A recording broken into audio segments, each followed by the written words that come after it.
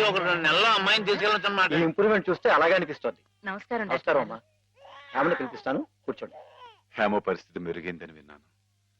అంతా నీ చలవే మాధవ. నాదే ఉందండి, అంతా పయోడు దయ. హలో మాధవ. నమస్కారం డాక్టర్ గారు. ఎక్కడయ్యా? అయ్య బాబాయ్, ఇక్కడ అండి. ఏమిటి సంగతి? కుచ్చుకులు పిచ్చుకులు ఇది improving, isn't it? Yes doctor.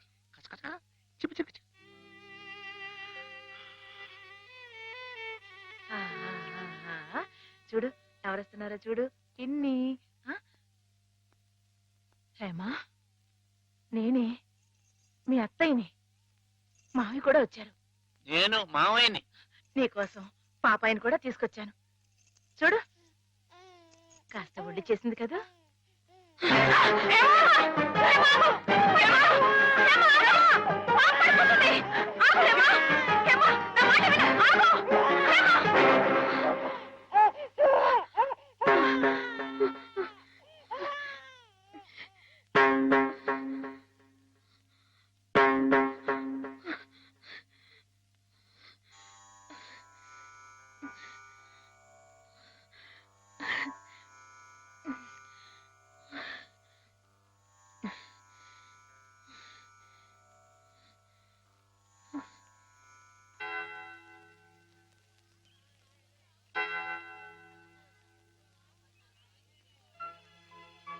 పాపం తెచ్చి నాకు అప్పగించిందంటే తన వస్తువుల్ని, తన మనుషుల్ని గుర్తుపడుతున్నమాటే కదా సరస్వతి. నిజమే.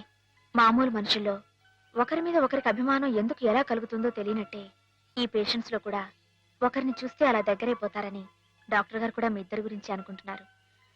మిగతా వారి ప్రమేయం లేకుండా మీ ఇద్దరే కలుసుకునేలా ఏర్పాటు చేస్తాను. ఆమెలో పాత జ్ఞాపకాలు మళ్ళీ చిగురించేలా ప్రయత్నం చేయకూడదు. నేనే నిన్న సహాయం అడగాలనుకున్నాను సరస్వతి, కానీ నేను చేస్తున్న ఈ చిన్న పని ఆమె గురించి మీరు ఇక్కడ అనుభవిస్తున్న బాధ కన్నానా? ఏమిటో ఆ పిచ్చివాడు సరస్వతి ఎప్పుడు అలాగే మాట్లాడుకుంటూ ఉంటారా? మాట్లాడుకోరే పాపం. మరి మాట్లాడుకోపోతే ఎందుకు పెదవులు అలా కదులుతున్నాయి? మాట్లాడుకుంటే కాళ్ళు కదులుతాయి కానీ పెదాలు ఎందుకు కదులుతాయిరా? ఓహో, అబ్బో, నువ్వు కూడా కొట్టేవే. పిచ్చి నీకా నాకా? ఓహో, పిచ్చి నాకే. అమ్మో,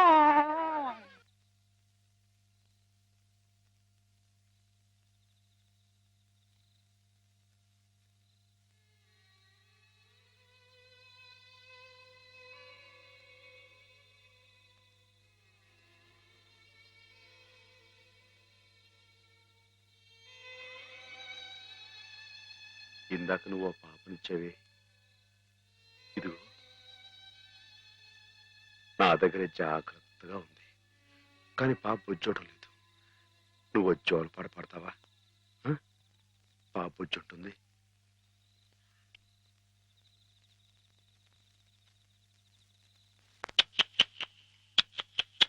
చుక్కల్లారా చూపుల్లారా ఎక్కడమ్మా జావిరి.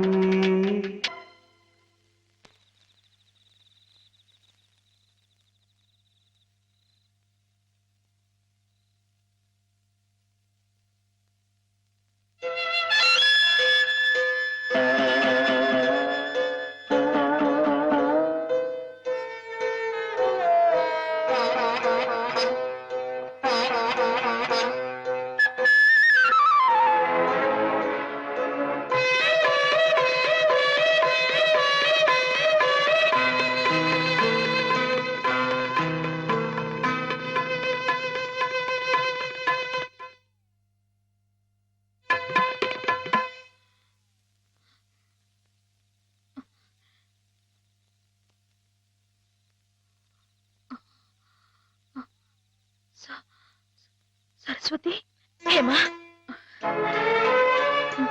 నేను ఇక్కడున్నానేమిటి? కొద్దిగా ఒంట్లో బాగుండకపోతే ఇక్కడికి తీసుకొచ్చారు. రేపింటికి వెళ్ళిపోదు గాని. ఇందాక జోలపాట పాడింది మాధవ. మాధవే కదూ?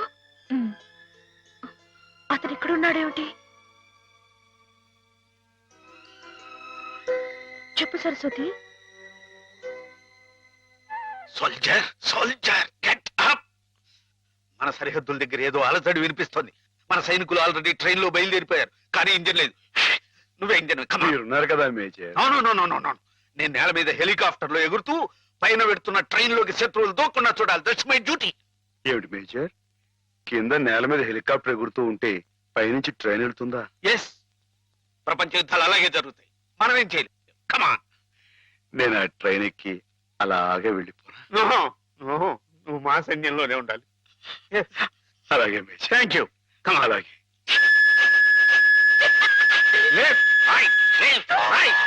నీకోసం ప్రాణాలకు తెగించి అంత కష్టపడ్డాడమ్మా మాధవ. నేను వెంటనే మాధవ్ చూడాలి. నన్ను తీసుకెళ్ళవ సరస్వతి. అలాగే.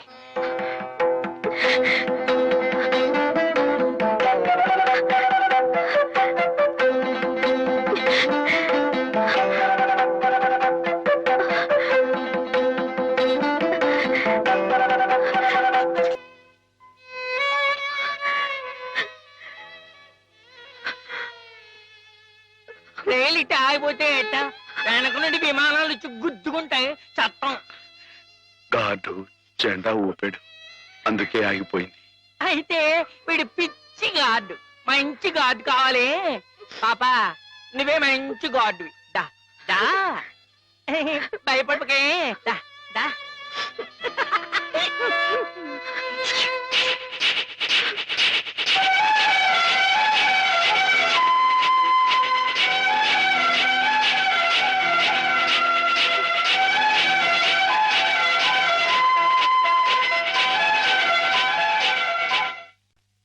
నాన్న, మా పెళ్లికి ముహూర్తం పెట్టించమని సిద్ధాంత్ గారికి చెప్పావా? అవునరా, బావ పోయి అప్పుడే ఏడాది కావస్తుంది.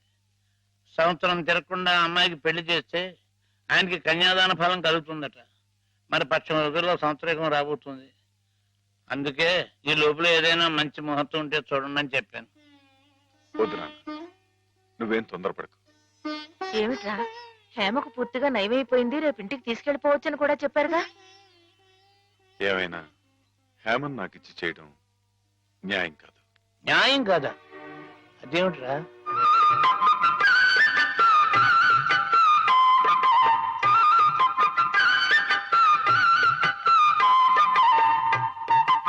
మాధవ,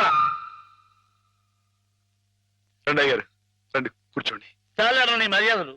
చండారుడా, కడుపులో ఇంత కుట్ర రాసుకుని మొహానికి ఇంత నవ్వు పూసుకుని ఎంత వినయం నటించారా మా ముందు. అయ్యారు మీరు ఏమన్నారు అయ్యా అర్థం రేయ్, నిన్ను మా ఇంట్లో ఒక కుర్రాడుగా చూసుకున్నాను రా. అందుకే హేమ నువ్వు కలిసి తిరిగిన, హేమ నీ ఇంటికి వచ్చినా నీ మీద నాకు వేసమెత్త అనుమానం కూడా కలగలేదురా. ఒరేయ్, హేమ చిన్నప్పటి నుంచి నా ఇంటి కోడలు అవ్వాలని అవుతుందని ఎంత మర్చిపోయాను రా. అలాంటి పిల్లని ఎగతన్నుకు పోయి నువ్వు పెళ్లి చేసుకోవాలనే దుర్బుద్ధి ఎలా కలిగిద్దా నీకు? బావగారు ఎంత అభిమానించేవారు. ఆయన రాసిన కావ్యాలన్నీ అంకితం కూడా ఇచ్చారే నీకు. అటువంటి మహానుభావులకి ఇంత సామిత్రహం ఎలా తలపెట్టావురా అప్రాచుడా? ఒరే, ఆయన బ్రతుకుంటే ఇప్పుడు రా నీ దురాలోచన తెలిసి గుండె పగిలి సచ్చుండేవాడు రా. ఇంకా ఎందుకురా వెధవ బ్రతుకు? ఛీ!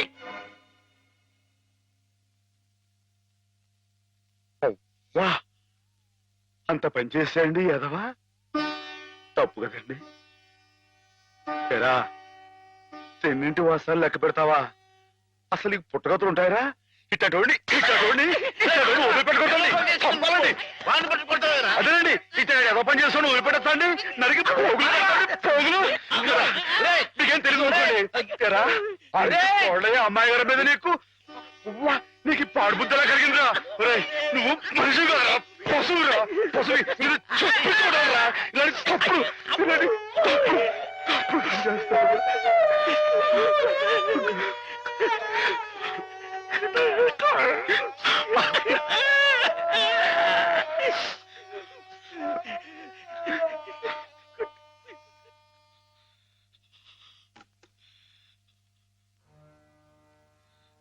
ఏం బతుకురా నీది, ఏ ముహూర్తంలో పుట్టావురా?